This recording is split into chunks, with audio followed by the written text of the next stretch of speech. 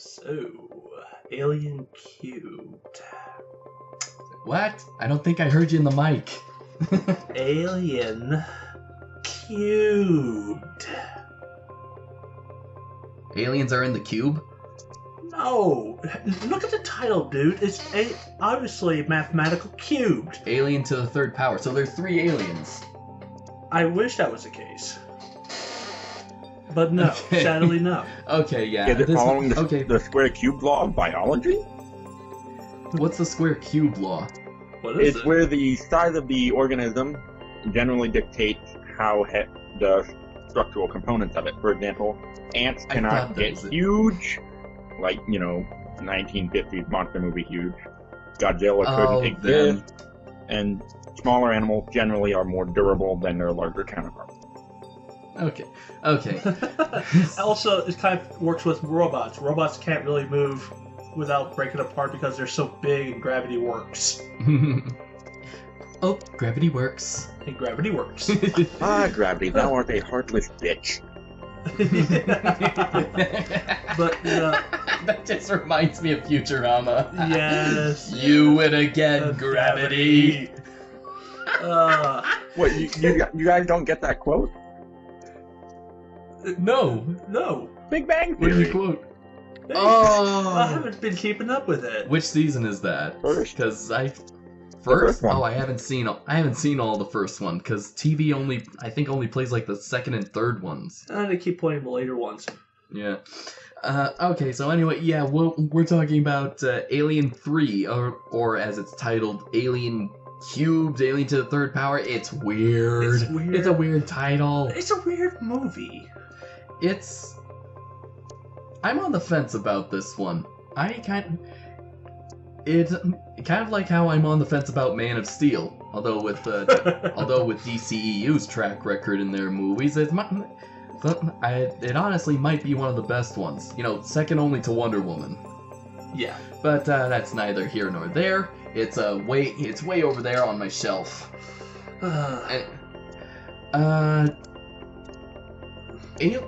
Alien 3. This is kind of what's very interesting about the franchise as a whole is that it has different directors, so you have like different visions telling this story. Well, it's kind of funny because Ridley Scott is a good director. He gave us the first one. James Cameron, also a good director. He gave us a good one.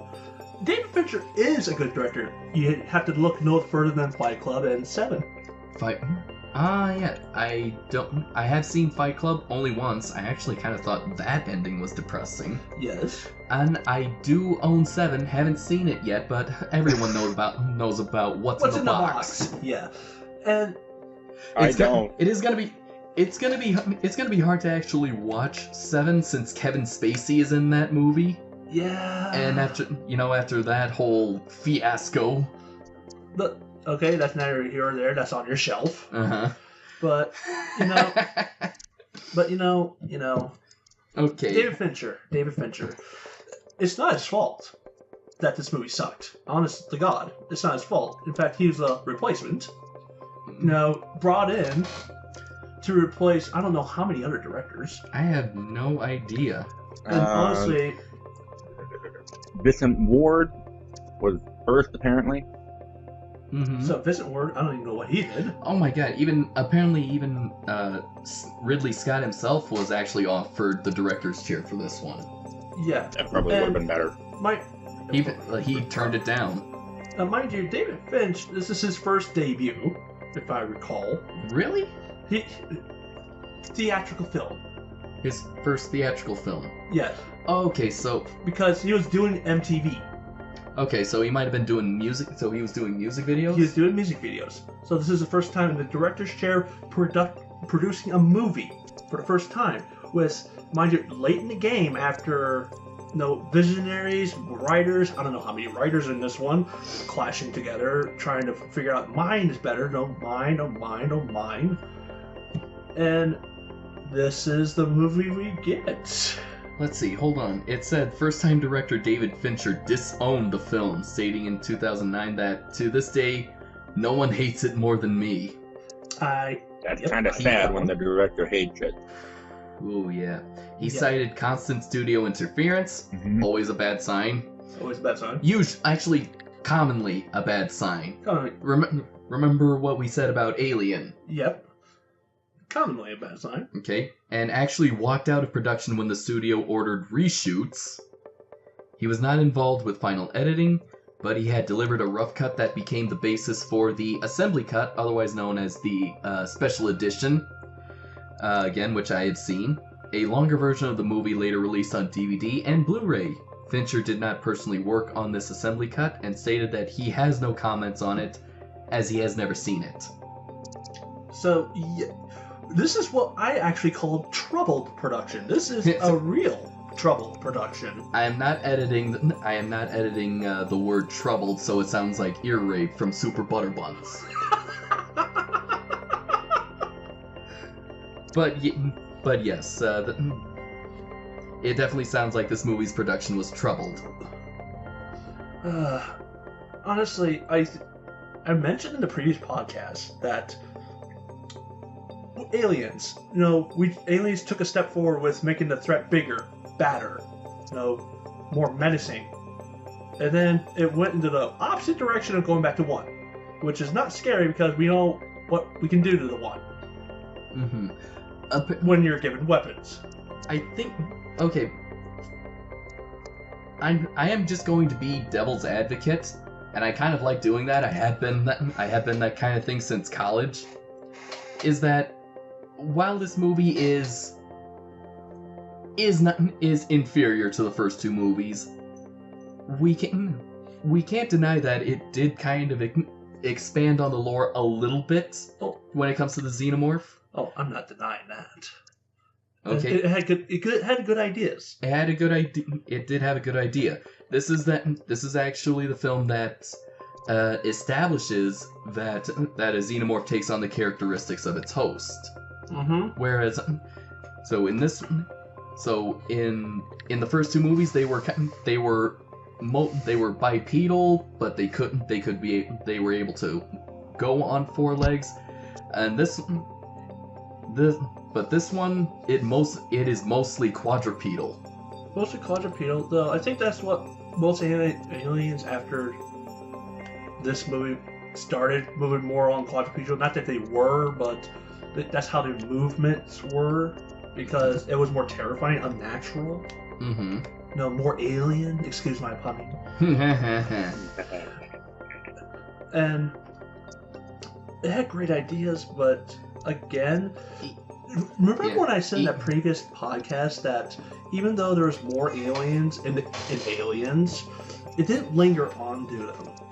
It didn't linger on the creatures so long that you could laugh at it. I watched this movie and you get to see green. I swear to God, I see the green outline of it. Yes, it is filmed on green screen, and in some points you can actually see green spill on it.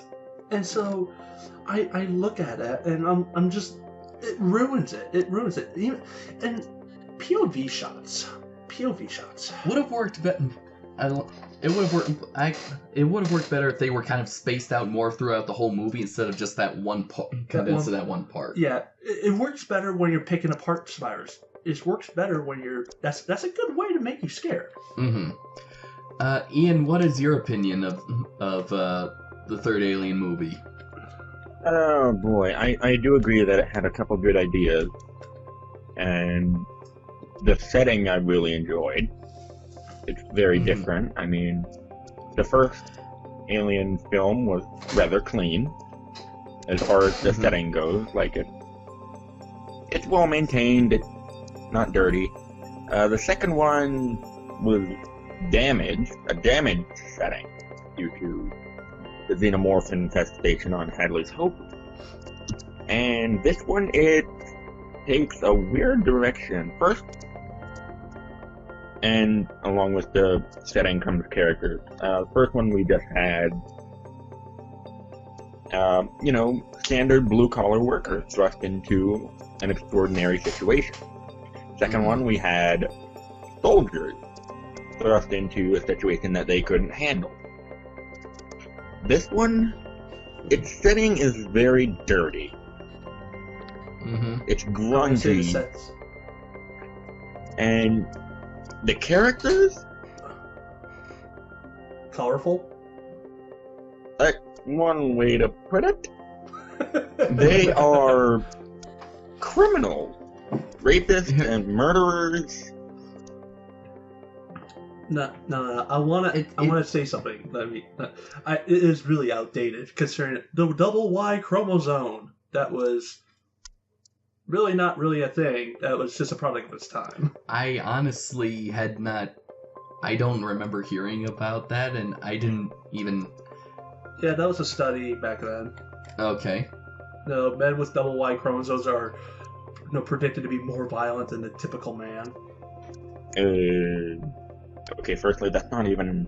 There are aberrations, but I don't think humans can have a double Y chromosome.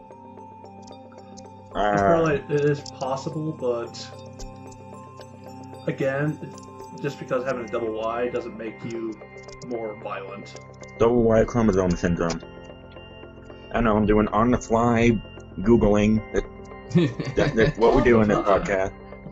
That's on the fly. Okay. Okay, it is possible from this one website right here on top of Google. Females typically have 2 X chromosomes, 46XX, and males have 1 X chromosome and 1 Y, 46XY in each cell. 47XYY syndrome is caused by the presence of an extra copy of the Y chromosome in each of a male's cells. Some males with 47XYY syndrome have an extra Y chromosome in only some of their cells. So apparently it is a thing, but the idea that double Y is linked to aggression, insanity, or criminal behavior is more like a correlation. Yeah, correlation, not causation.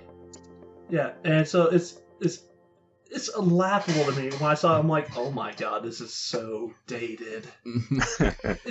It's like watching Jurassic Park and seeing the top of the line CD-ROM by a Unix system, and like, oh my god, this is so 90s. An interactive CD-ROM. Yeah, remember that was such innovation. I have never came across any of those interactive CD-ROMs. Oh man. Unless that's what they called computer games on CD. Yeah. But regardless, I will say the set was impressive. Sets, yes, that's what I like about it. I like the sets, and honestly, I kind of do like the mood. It is very depressing, and it maintains it throughout. Except for a couple of moments where its datedness actually shows, like when. Like, green screen. Not the green screen. I'm talking about how when the alien just pretty much just snatches a guy up from his head. Think like Spider-Man 3. Yeah. And Venom. Blood pours down. Blood pours down. All the inmates are scared, and then one guy goes, well, I can't really say it now because of YouTube. Yeah, thank you. Fudge! And then it just cuts. And it's like, honestly, that's kind of that's a good punchline to end on. It's a good punchline. It feels like it's setting up what. Okay. It's setting up what Resurrection's gonna be like more often. And okay, just to boil down what my thoughts on this. I feel like it was a step backward to a lot of things. The fact that we really can't make the alien more menacing by going back to 1 is a step back. It's a step back to Ripley's character as a whole, because she acts so meek in a way. She's like, I know she lost everything, but remember, we just went through the second movie she went through hell to get Newt back. She went through a nest. And only to lose her. And okay, and that's another thing. It was like, slap in the face. Just slap in the face. All your efforts mean nothing. All that, everything that we accomplished in Alien 2 was for naught. I think that's the reason a lot of people hate this movie, myself included, because everything that we accomplished in Alien 2 was for nothing. Honestly, I think the reason why I'm kind of a little bit more forgiving of this movie is that I just like the choice of actors that they've got. Well, and that was another thing I wanted to bring up. The actors are very peculiar in this case. Okay, there are a few that I think were really good choices in this movie. Oh yeah, I call them Roland, our hunters in here. Pete Postlethwaite. I had to make a joke while I was viewing that you can hunt a dinosaur, but you can't hunt a xenomorph. At least you can avoid a Tyrannosaurus by not moving. If you don't have but with a xenomorph, if you don't have any weapons, a flamethrower or anything, you are far past fudged.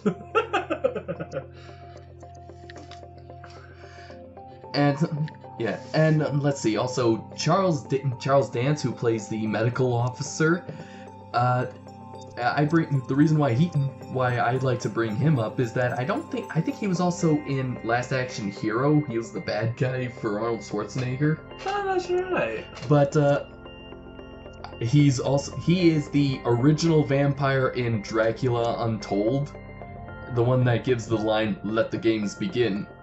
And honestly, I think that movie just got unfairly swept under the rug from Universal. It did. Though, honestly, you know the character that stand out the most to me? Oh, please. Oh, wait, I think I know who you're talking about, but do, please, go on. I don't know his name, but he plays the 8th Doctor.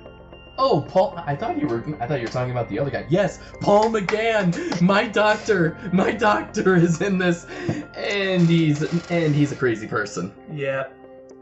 Oh, well, But the other guy I was going to mention that is a standout is Dylan. I don't know who his actor is, but... he's another Charles. Charles? Charles S. Dutton. Let's see, what was he in? He was in Gothica, A Time to Kill, Rudy! Ooh. He was in Rudy! Okay, let's see, I'm gonna scroll down because on IMDb they list the actors, from, recent to past. So let's... he was a director, too. Huh. Oh, that shouldn't be surprising. But he had, for some reason, he has such a more of a standout performance.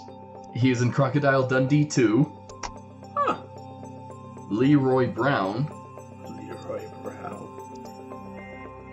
Let's see. Menace to Society.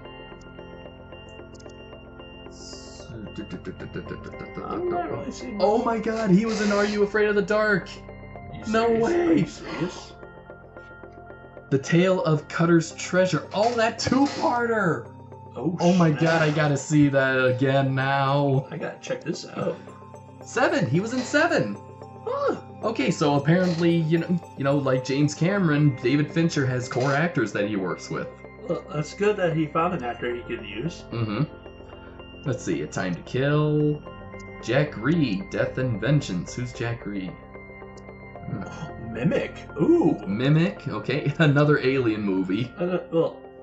Good enough movie. Let's see. The Sopranos. He was in an episode of The Sopranos. Huh. Seems like he Oh, I think I just realized who he played as. Huh. The cop in Mimic. Oh, okay. And let's see. Gothica with Halle Berry. Secret Window with Johnny Depp. Now, Ian. He was in a couple episodes of House from season 2. Rodney Foreman, Eric Foreman's brother. So, Ian, do you think it was a step backwards in a lot of ways?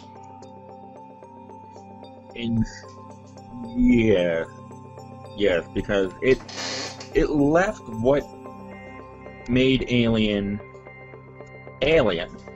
It didn't keep it hidden. Yeah. That's the other thing that I want to think. Alien 3 is definitely that kind of movie that holds your hand. I think we can all agree our biggest nitpick, our biggest head scratcher, our biggest WTH moment is the beginning. Why was there an egg? How did there was an egg? When did the queen lay it? Yeah. Mm-hmm. It's an egg laid by the queen hatched a facehugger that was able to impregnate Ripley while she was in hypersleep. No, it also impregnated the dog. I thought they died after impregnating one person. Yeah. So I saw a video on this. I'm going to try to summarize this best I can. This is from Alien Theory, a channel that does all this alien stuff from the franchise. So, this is really the most talked about thing in the entire franchise. Not just a movie, not Prometheus, not Covenant. This. How did that egg get there? Because, one, it's not on that dropship. It's tucked away in a corner on the Sulaco. Mm-hmm. Two, the queen didn't go in where the pods are. 3, we didn't see the queen grab an egg. We didn't see it grab a face hugger. We didn't see anything. We saw it drop. We saw it chase after them.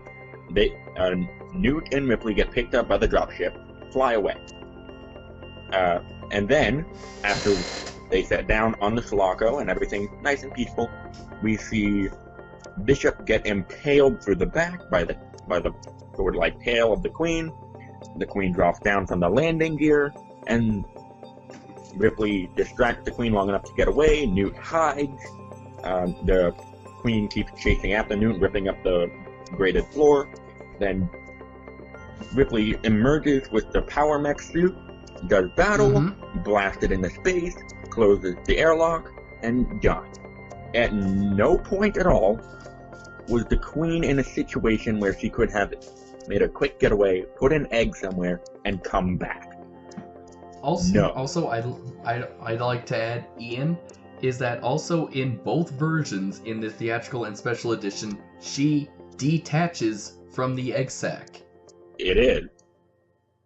No, she did. So how could she lay an egg? You gentlemen, I believe this thing is going to be forever standing the test of time. It's going to be like in Demolition Man. What are those 3 G cells for? How do you use them? We're going to be asking the question of time of how that egg got in that corner of that ship. I'm starting to and I'm also realizing you're quiet now, just like from the first Alien podcast. Did you not like Alien? I did like Alien. You weren't very... I'm starting to see that movies that movies that you absolutely love, you want to shout them from the heaven. Shout to the heaven. You kept telling me to get quiet in the last one. Okay, I'm sorry, but I was kind of thinking about my tenants down below. Okay. Okay. And I'm respecting that. Yeah. And that's kind of what I'm starting to think is that movies that you love, you want to shout from the rooftops, shout from the mountains. I love this movie. Okay, if I hated Alien, I would have given it an 8. Instead of this one, I give it like a 5. Okay. I guess movies that you have issues with, because we praised Aliens to high heaven. Yes. Okay. I'm starting to get you now. Yes, you are. Yes, I. And Alien was not without its flaws. Mm-hmm. But it was good. It was good enough. Alien 3 cube power 2 square. I will drop this to hell. Was nothing but good. In fact, I have so many issues with it, I want to scream at why, how and why did this take place? And no theories can ever give me a satisfactory answer. Yeah, this movie and its sequel are so bad that even Fox doesn't consider them canon. I'll take Resurrection over this any day. But yes, the Queen does tear away from her ovipositor in Alien. Now What? Oh, ovipositor. The egg sac. Yes. Okay, that. And then we. So we're not all scientists here. I apologize. But we do see her tear away. Now I would be willing to concede that she might have grabbed an egg at the last possible second on her way out and stored it on her dorsal spine. I would be willing to concede that. That's how it would be able to get on the ship, but not how it would be able to get on the area where, tucked away in a cute little corner, where the sleeping pods are. Quick question. Yeah. Is there a theory that Wayland Utani let's put that there? There is actually, yes. I will link to that video down below on my end of this video. Okay. That's the only thing I come up with, and at this point, I think they're grabbing for straws at your plot. Yeah. Because if that's the case, okay, first off, they want the eggs, they want the alien specimen. If they put it there, it makes no bloody sense, and why they put it there to begin with? They had the specimen. Yeah. So it's counterproductive. I mean, I guess that's the thing about Alien 3.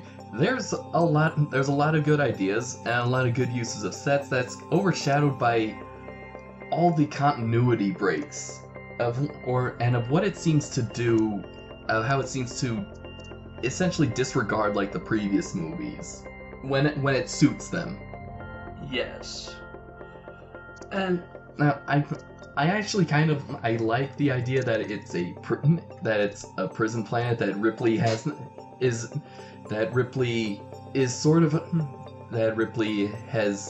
essentially entered into hell, and even kind of goes with this whole there seems to be this whole religious motif and these prisoners who seem to embrace God. We're entering Dante's circle here. That's what I was thinking, is that Ripley becomes Dante. But as great as symbology here, it's great symbolism here. I was gonna say, what is the symbolism? As great as the symbolism here, it just leaves me simply disappointed. It's so disappointing. I just feel nothing but pity that it has to exist to be hated. Yeah. I can't even hate it. I can't even muster the strength to hate it. I just pity exists. I can't hate it either because I apparently have a high standard for a movie has to be absolute crap for me to make me hate it. Yeah, the last Airbender. Even Captain Marvel summoned a meh out of me, and that kind of feels a little bit more like, and that kind of feels a little bit more like Alien 3 to me. Hilariously enough, that comes out that movie set in the 90s. Yeah. But crap. Well, I lost my train of thought now. Oh, curse ADD. But, well, okay. Let me put it this way. It felt like the prison situation. I don't think it was a bad idea. It's interesting sets. It just felt the weirdest. To me, it was the weirdest direction to take the series. Yeah. We went from like derelict spaceship where no one can hear you scream to not just a derelict spaceship, just a towing ship. A towing ship where no one can hear you scream to full-on battlefield action motif here. That I guess was the primary inspiration for Halo. Yeah, primary inspiration for Halo. To all of a sudden prison. Mm-hmm. All that hard work, and I get sent to prison. Yeah, apparently. And not to mention, it's like, You know, I have to wonder, Sigourney Weaver probably entered this movie and was like, just kill my character. I don't know. I think that might have been actually, from what I read, that was actually kind of planned from the beginning. Actually, what the plan was to actually have 2 sequels after Alien. One was actually focused on a different character and have Ripley and Hicks make a cameo appearance. Huh. And then the fourth movie would have been, Ripley's, would be Sigourney's last movie. It would be the last we see of Ripley in that, where she would be killed off. But it's Fox. We know their history. We know their track record. Mm-hmm. Foxy. And you're now owned by Disney. Mm-hmm. Don't know if that's for the worse or the better. But I'll give this movie its dues. I'll give this movie its credit, actually. I'll credit where credit is due. I do kind of like the end. I do like the ending, because that seems to be at least the last shred of the Ripley character that we know from the last movie, where she actually defies the company. Yeah. She defies surrendering over to the company and instead leaps into, the bowels of the lead works to be incinerated. And depending on which version you watch, again, the special edition, which was based off the assembly cut, is that she just drops into the fiery smoke, arms spread out, just like Jesus on the cross. I am Jesus. I am Jesus. And that's it. However, in the theatrical version, which I think has the better ending, is that the chest burster. The chest burster. And she's cradling it like a child. Like her child. And what I like about that ending is that her death is finally is what gives her peace from this never-ending nightmare. Well, this nightmare that took her friends, took her crew, took her family, both of them, and I said both. Oh, okay. No counts, and was just about to take her life. No. That's why I think the ending kind of redeems it a little bit. That's kind of what makes it passable. It's passable. Now, you know what my favorite part is? What? Take a guess. Ian, what do you think my favorite part is?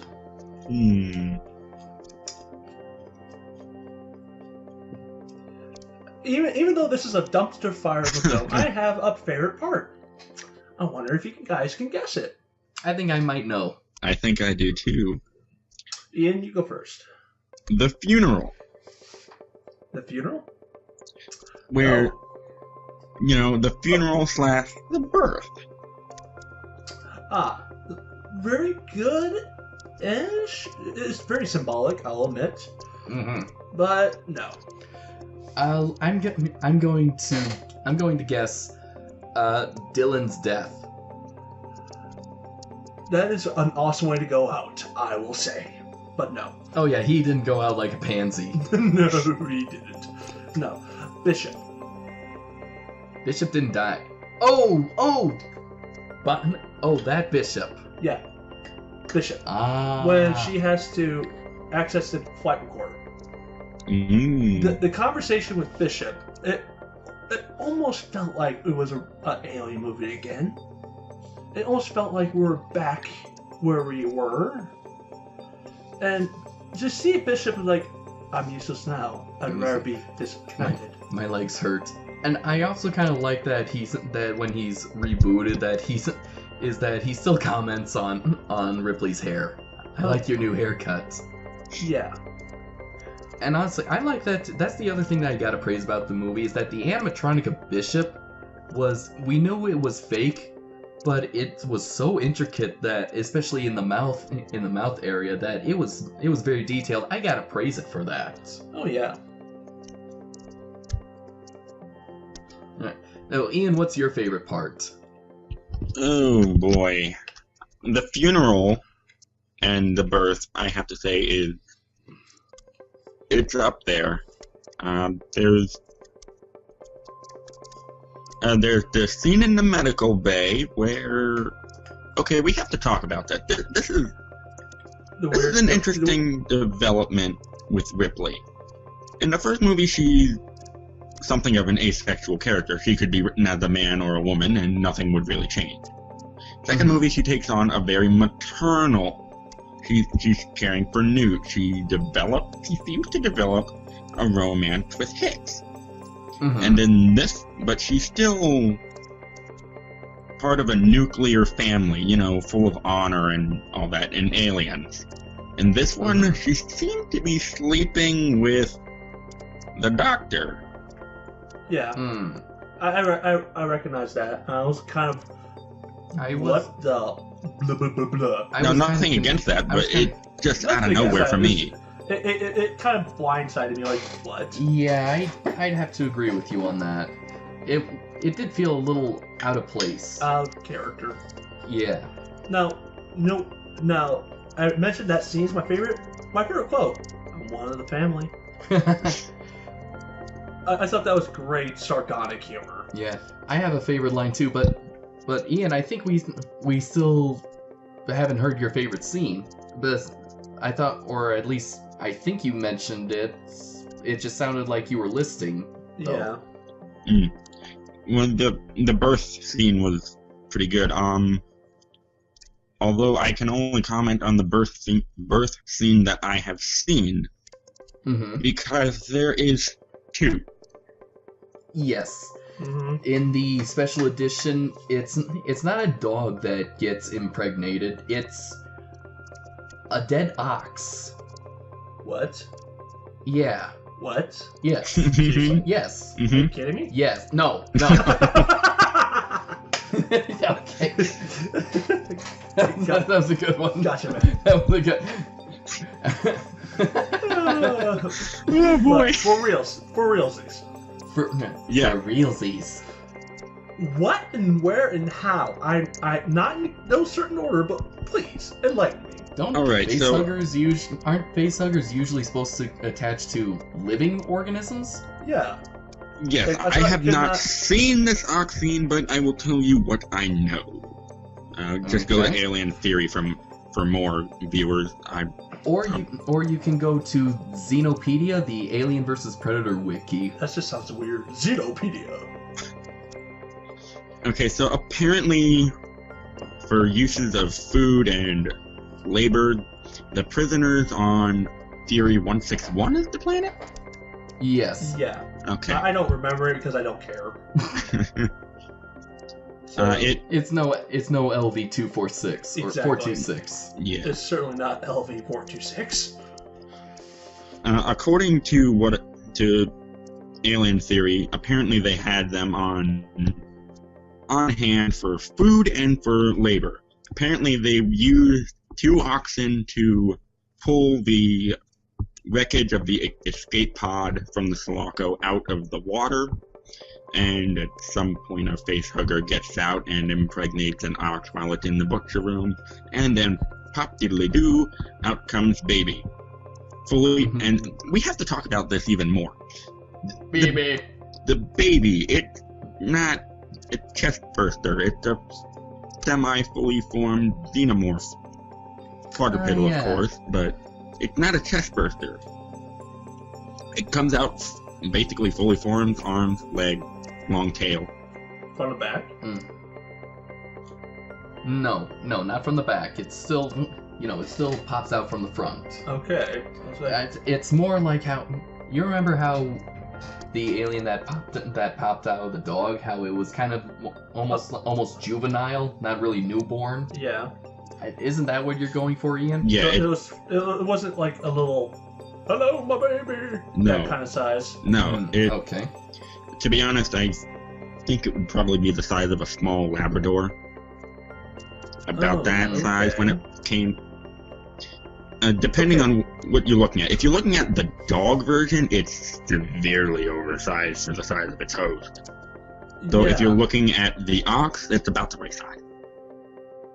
Again, this movie's giving me a headache with continuity issues. Oh my goodness. Yes. This is why I like Resurrection.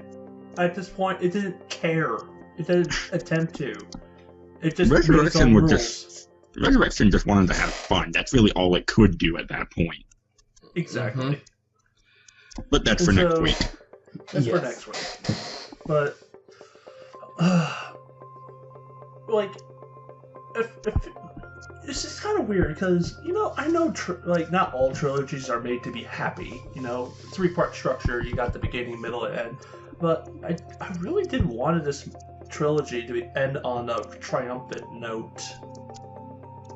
And it did. Sort of. Ish. The company doesn't get what it's wanting. It did get this bioweapon. Ripley got to use what was left what little she had left of her badassery before it was written completely out of the movie. Exactly. And that's the biggest gripe I had. Her badassery is nowhere. That is my biggest gripe. Like, she had remains. Like, it was just shredded. Yeah, she punched an inmate. Then after that, it was kind of dormant. Mm-hmm. Let's see. You were talking about your favorite. You mentioned your favorite line in the movie. How I'm part of the family. Yeah, you've been in my life so long. That's my favorite line. Yeah, you've been in my life so long. I can't even remember anything else. Yeah. I mean, that's a very good line, and kind of speaks so much volumes of how traumatized she is by this creature, and that the company has pretty much had a hand in it. Yeah. That she can't even remember her old life. That's again why I like that. I like that she died at the end, because that gives her peace. I know, but again, I just wish it didn't come at the expense of what we had achieved to the previous film. Uh-huh. And that will always be the case. There's no tiptoeing around it. That is what everyone hates. Yes. Okay, yeah, I'll give... Well, at least we're not spending so much time talking about her haircut. Well, yeah. Though the joke still remains, every movie, it gets shorter. Yes. Is there anything past this one? Like, bald. Fully bald. Bald. In this one, she just has a buzz cut. Yeah, it's like, can we get shorter than this? You're trying me, dude. Yeah, bald. What if there was a 6th movie? How short can you be? How about just a skull? Then the next one would have been the brain. Yeah. Then the 7th one, just no head. Exactly. No head at all. Just exactly. Because it keeps feeling like each movie they're cutting more and more and more and more off. It's like an onion. We're peeling it away. Onions have layers. Yes, newsflash. There ain't no core to an onion. Oh god. But yeah, credit, as you mentioned, credit where credit's due. Concepts, there were good concepts. I love how we mentioned about the alien adapts to what host it attaches itself to. That's good. That's more knowledge. Awesome. Mm-hmm. Wish it didn't conflict with everything else. Yeah. And I just love it. Okay, here's the biggest nitpick. Continuity issues bug me so much. But that was even overshadowed by one thing. You're at a maximum security prison with no weapons. How do you control your inmates? We have an honor system. Let's see. I think in the special edition, there's a few seconds added in where they say fear. Of what? Fear of what? Of 2 guys? Fear of God. The doctor, the warden, and his minion? Fear of God. That's actually a good point. God. Remember they can. I can say shit. It's not a slight against God. Again, it feels so mind-numbingly stupid. Yeah. I mean, honestly, you know, for me, the movie is watchable.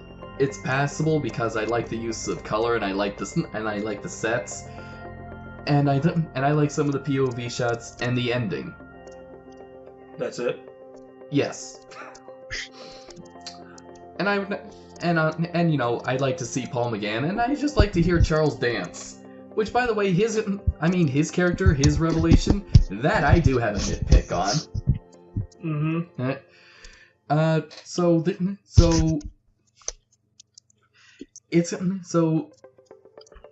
Since he's on a maximum security prison, they mark their prisoners with a barcode on the back of their tattoo. No, they're not master assassins like a hitman.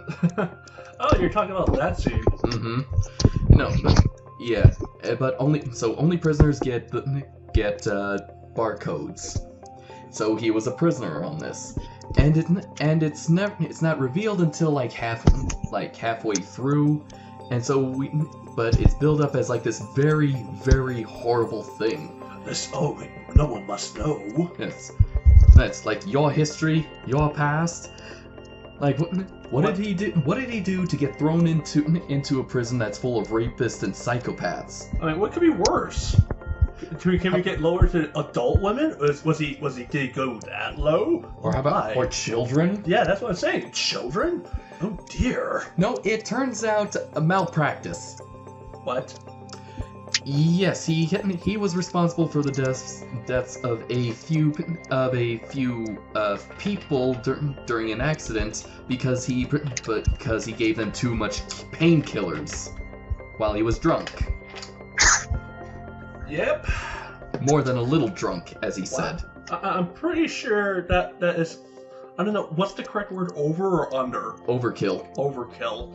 That's not worth secreting. That is not even worth of, do you want me to release your past? It's like, please do. It's not really that big of a deal. Ian, I saw you had your hand up. Compared to everyone else on this freaking planet, that guy is a freaking saint. Yes, exactly. And this. No, I didn't. Go ahead, Tyler. I need to formulate my thoughts. I did like the app description the crazy guy said. It's a dragon! Dragon! Dragon! Oh, so that's where that classification comes from. Yeah. Yeah. Because on the wiki, it's actually they actually rank that as dragon. Huh. Mm-hmm. I think, or maybe that's just how they're calling it. No, then I think it's just that particular one. Yeah, well, Yeah. It's the dog hybrid, so I'm guessing that's what they call it to differentiate the others. Mm-hmm. A dragon. The dragon. The doctor calls it a dragon. I like how the fact that the doctor appears in an alien movie before he actually gains 2 hearts. Yeah.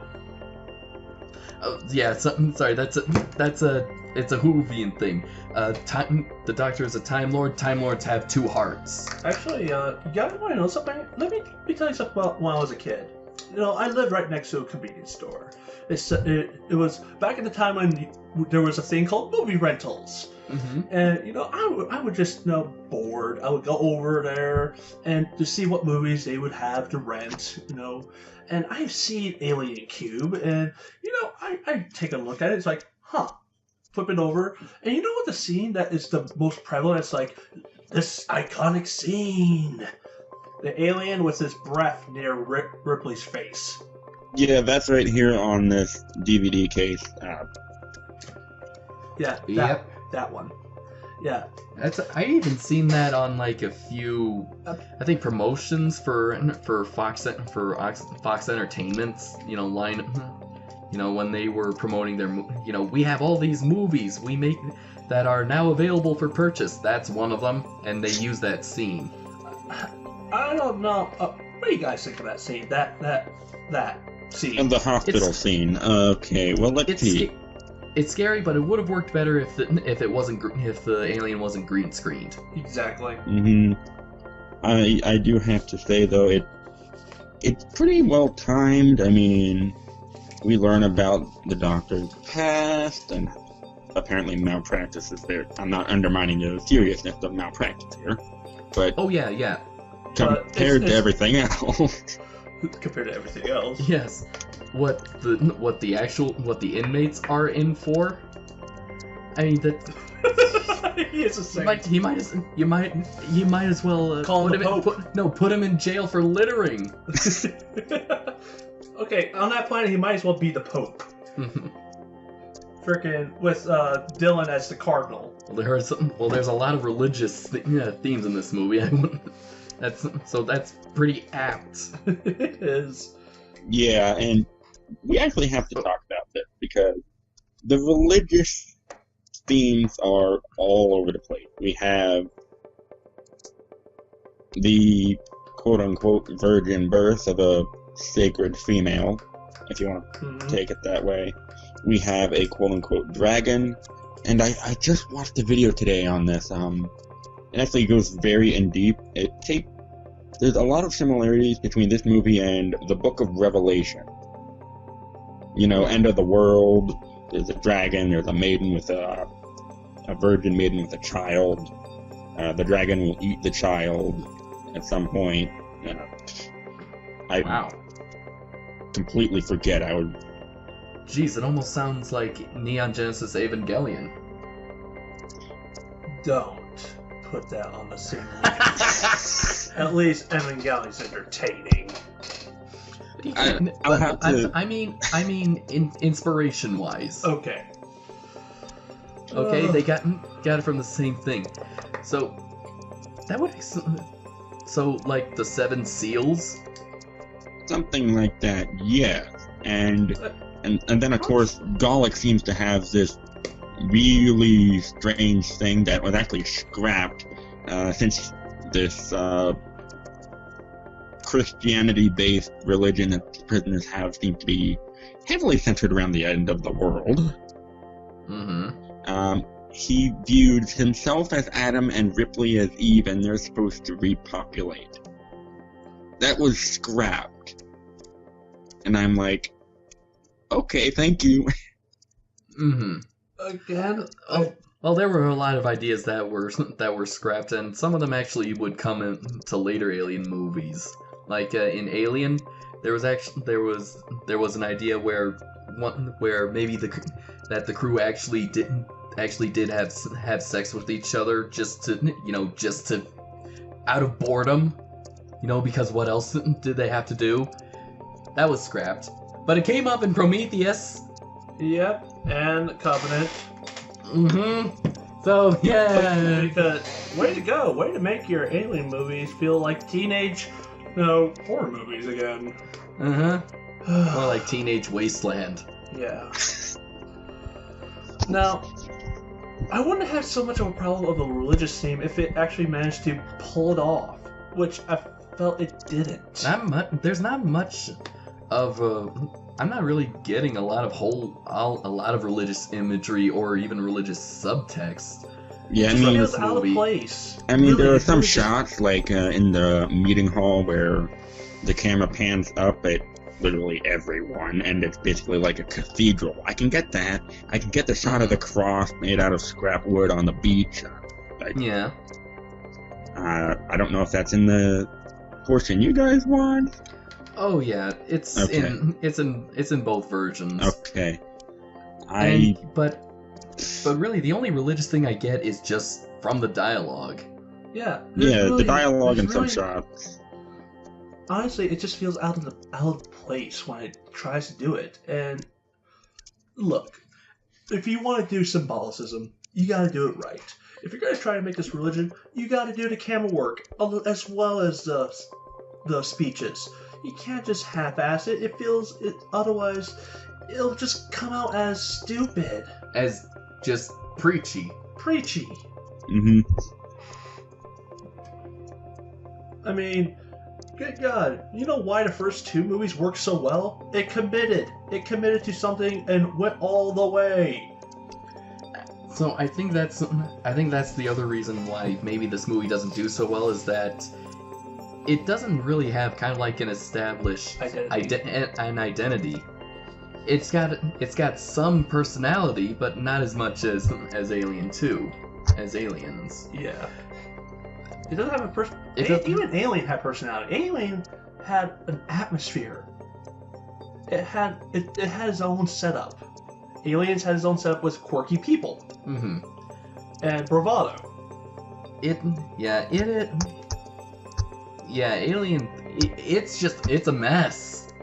It's a big mess that honestly probably should have been split into 2 movies. They should have gone with the whole 2 movie ideas, because there's so many in here that we just can't really get a grasp on them. Yeah. Again, I just want to direct my hate towards something else, and that is towards Covenant. I hate Covenant more than this thing. That just if you guys want to know my worst list, this is my worst list from worst to best. It goes from Alien Covenant, Alien 3, Alien Resurrection, Alien, and Aliens. I am not counting Prometheus. That is a spinoff. To me. But it's a prequel to Covenant, which is itself a prequel to Alien. Yes, and I still am not counting it. My opinion. All right, as it currently stands with me, my worst to best list is, and these are only just the movies that I've seen. Alien 3, Alien, Aliens. Ian? Oh boy. Well, Alien 3 and Resurrection for me are tied. They sit right above Prometheus. So, I despise Prometheus with a burning passion. No, okay. Let me say, if I had to include Prometheus, it's above Covenant. And then I'd have to say, well, I do agree that Covenant had some problems. I overall enjoyed it because it's the first modern Aliens movie that I saw, and it's part of the trailers actually got me into the franchise. That's what Covenant did. The trailers introduced me to this franchise. Okay. And then after that, it goes Aliens and then Alien. So Prometheus is way at the bottom. You want to know my problem with Covenant, though? I feel it's forgettable. I can agree, yeah. Although Now, I'm a big fan of creepy... Prometheus, with all its flaws, at least has David and a memorable scene. Okay, yeah. But for me... Now, I'm a big fan of creepypastas. I love creepypastas. Slender Man and... But... Black-Eyed Children? Yeah. And one of my favorite creepypastas of all time is The Rake. The Rake. The Rake. And something I loved about I think it's the Neomorph in Covenant is that it really reminded me of The Rake. That's my take on it, but we're not even talking about Alien Cube anymore. Well, I think we are done with it. We really got nothing else to discuss. I got something to talk about. I like the use of foreshadowing. In Alien Cube. For all the hate that Alien Cube gets, I don't want to just jump on the bandwagon. Someone at least there has to be at least some praises for it, and I like the foreshadowing, like the funeral scene, which is the death scene, also is kind of what also, is what foreshadows Ripley's death, or at least is that's what gives Ripley the idea of the sacrifice. There's also another shot that foreshadows how they ultimately kill the alien. their first attempt was to try to trap it into the toxic waste disposals. But so they have torches, and then they pour gasoline all over to try to lure it away because it still hates fire, even if it uses different DNA. Use different DNA to be born. But something goes wrong. The gasoline is lit prematurely, so everything is hot, and then the sprinkler system comes on, and you see a shot of a bucket that is rapidly cool, and it breaks apart. That's how the alien gets killed at the end. It is submerged in hot lead, and you think it's dead, nope, still alive. Still alive, but then the sprinkler system kicks on, and then all that hot metal that's doused in is rapidly cooled, and so metal shrinks when it gets cold, and I guess the mixture of hot and cold was just too much that it exploded. John? Yes? Do you remember what we said when you came over and I was rewatching it? Yes. And you asked me a question, like, what happens when something hot cools down rapidly? You know what I said? It explodes? No, I said it kills alien. As a joke. Mm. So that's my lesson of the day. It's like, well, what happens when something hot rapidly cools down? It kills an alien, apparently. Oh, you were talking about the franchise? Yeah. Oh, okay. I didn't get that. Yeah. It kills the Alien franchise. Okay. Honestly, I don't know what else to talk about, because I gave it...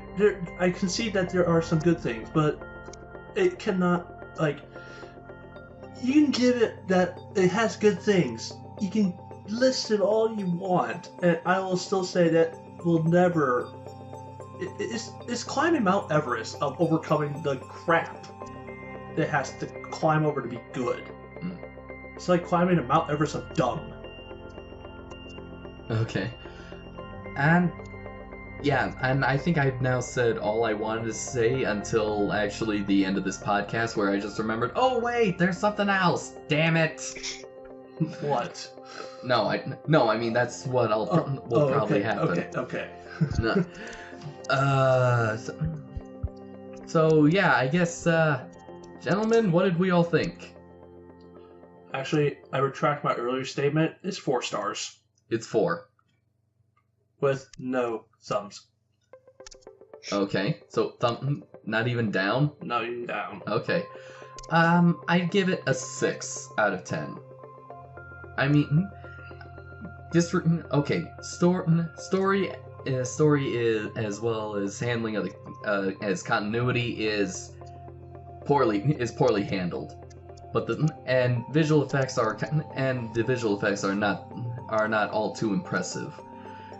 But some shots, like the slow-mo shots, the cinematography that showcases the sets, and let's see, the acting, the choice of actors, and the ending, it makes it passable. As I said, so it's a 6 out of 10 for me. Now, let's just say, me not giving any thumbs up is more neutral than anything. I don't hate it to give it a thumbs down. Oh, I'd give it a thumb sideways. That's neutral for me. Yeah. Thumbs down is something more deserving of hatred. Ah. As I said, Bender.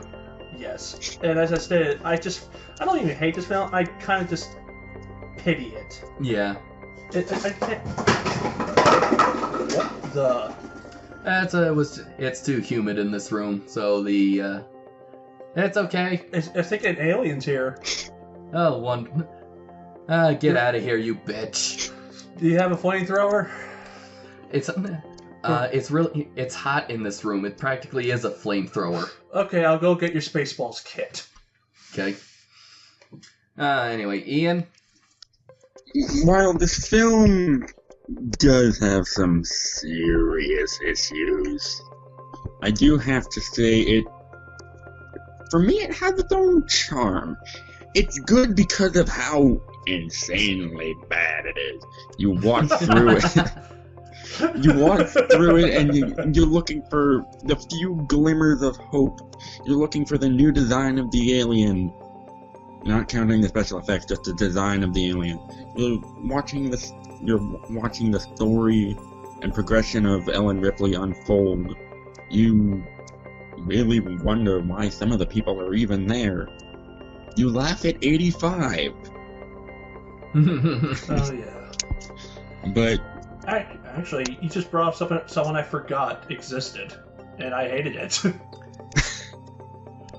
85? Okay, first off, what was his point? Like, I get why he got the nickname. I don't get why he did what he did at the end. He was set. Is he really that dumb? No, I think he realized that Ripley was telling the truth. That the company, he thought that the company would help them. They would help her destroy that thing, only to realize that she was right all along.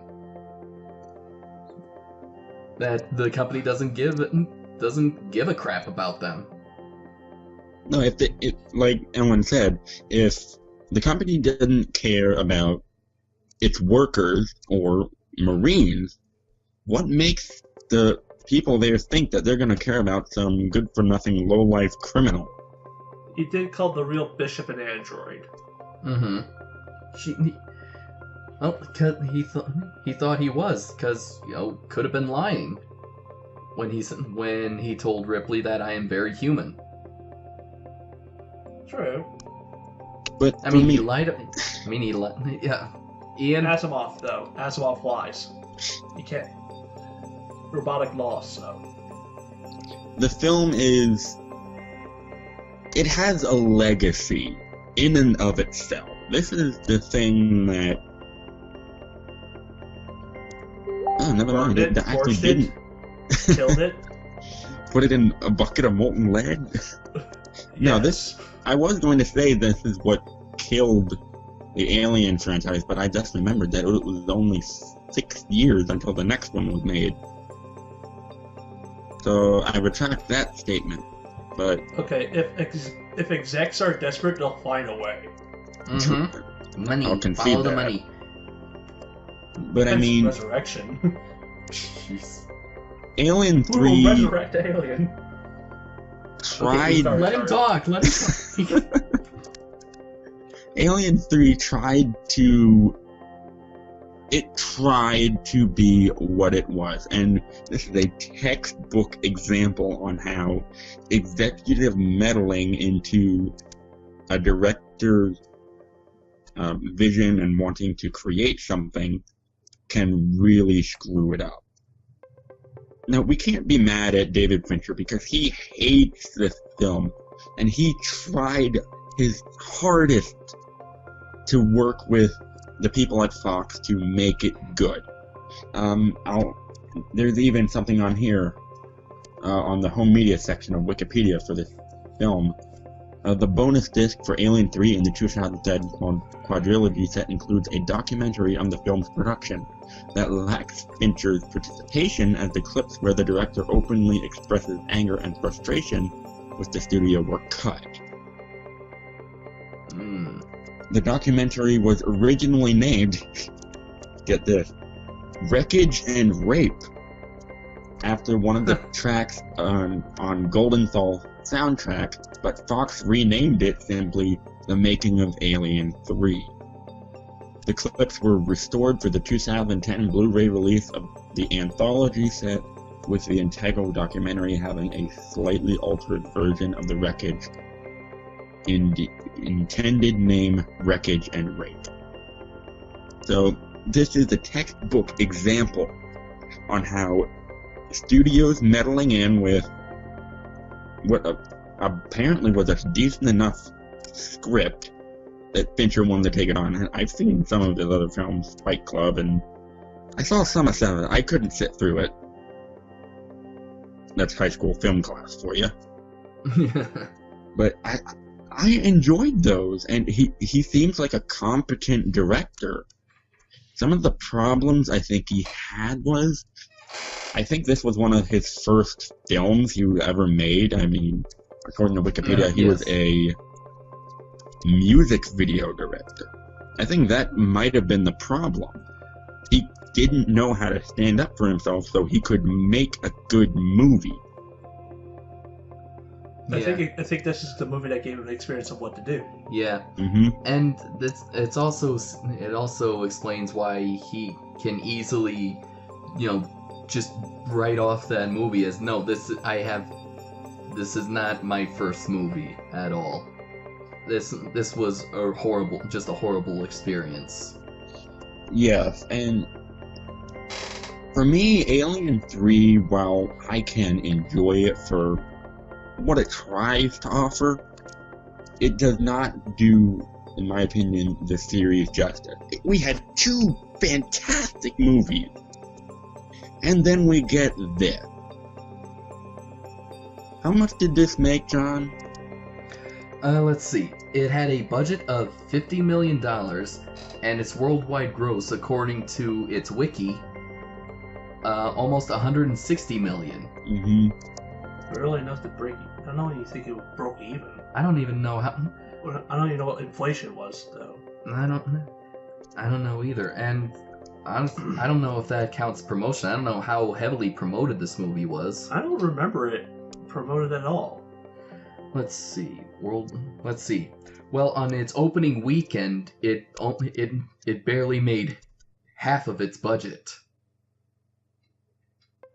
according to IMDb.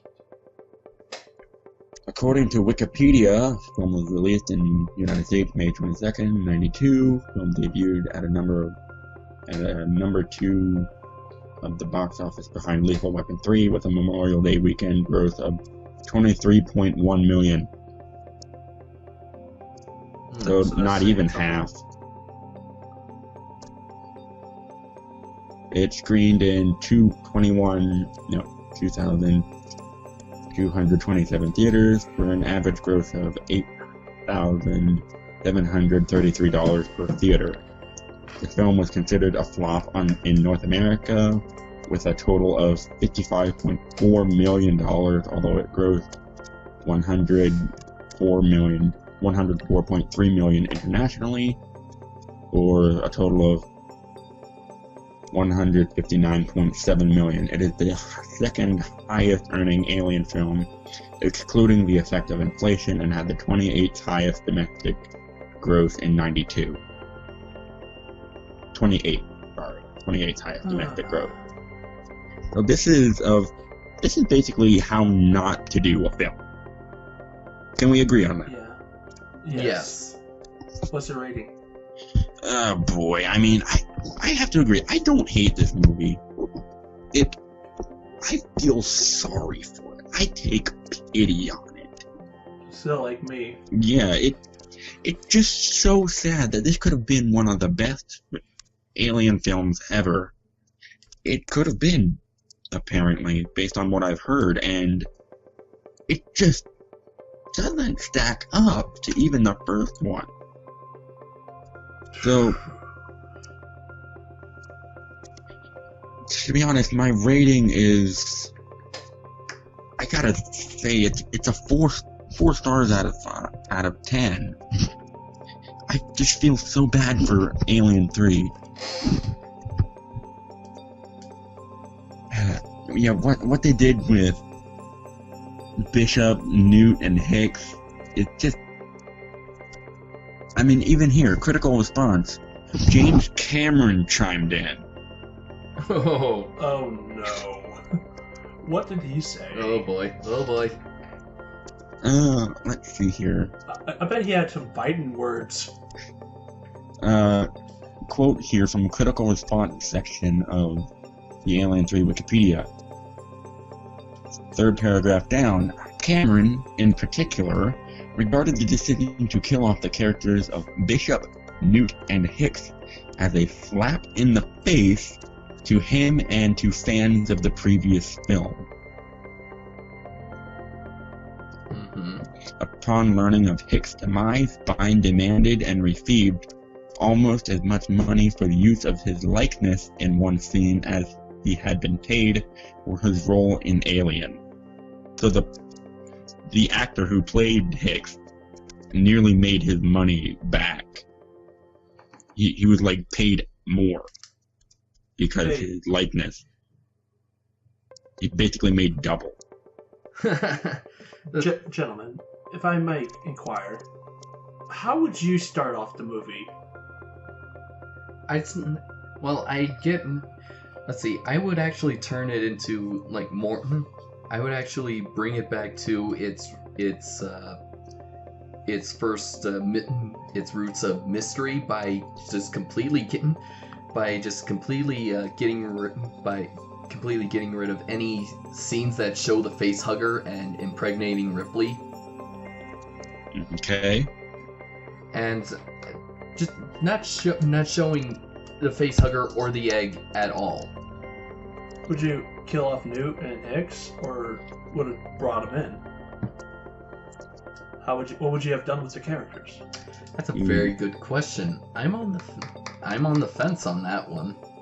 Because you got to do something with them. You can't just do what Alien 3 did and just made everything in the previous movie null without a good reason.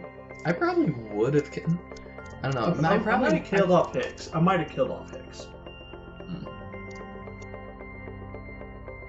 I probably would have had Newt still alive. Mm-hmm. But who would you get to replace her? Because remember, this came out in 1992, 6 years after Aliens.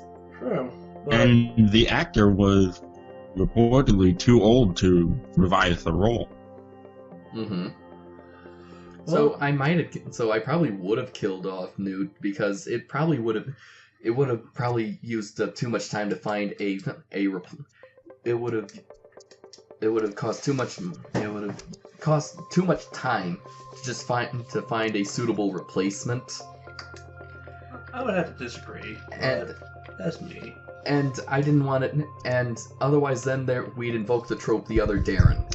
But it's not bad. Look at Iron Man and Iron Man 2. Don Cheadle was able to actually make that character his own after Terrence Howard. Yes, so the other Darren is not a bad thing. Okay, but it's a gamble. It is a gamble. It's a roll of the dice. But that would mean I would keep Hicks, since it did kind of imply there was in James Cameron's version there is implied romantic feelings. But yeah, just to at least kill him off on screen much later rather than unceremoniously crash. Mm-hmm. You gotta give some honor. Mm-hmm. Apparently there was an idea where actually there would be a chestburster coming out of Hicks, killing him. That'd have been, as opposed to being impaled on the chest as it happened in the movie. That be dignified? I would prefer that, yeah, because it's not a happy franchise. So I think having this organism that Ripley has been fighting against to kill off the man that she's come to love, yes, I think that I would like that. I would have preferred that. Okay. Well, I really think we're at the end of the rope here. I know, we really are. It's just a little bit shorter than our last week's review, but only by about 10 minutes. But yeah, I think we just wanted to get this one over with. Funny enough, I thought